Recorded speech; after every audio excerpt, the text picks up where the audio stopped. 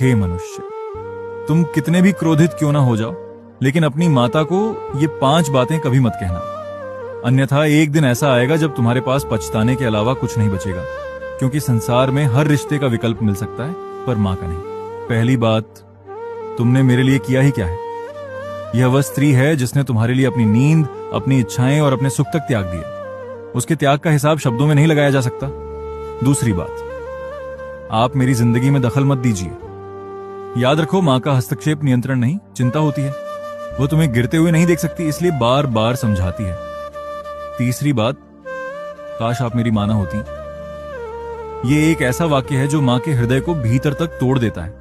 इस घाव को वह दिखाती नहीं, पर जीवन भर महसूस करती है। चौथी बात, आपको कुछ नहीं पता। हो सकता है उसे आधुनिक दुनिया की हर बात ना पता हो, लेकिन जीवन का अनुभव उन पुस्तकों से भी बड़ा होता है जिन्हें तुम ज्ञान समझते हो। और पांचवी बात, मुझे आपकी जरूरत नहीं है। जब तक मां साथ होती है, ये वाक्य आसान लगता है, लेकिन जिस दिन उसका साया सिर से उठ जाता है, उसी दिन समझ आता है कि सबसे बड़ी ताकत वही थी।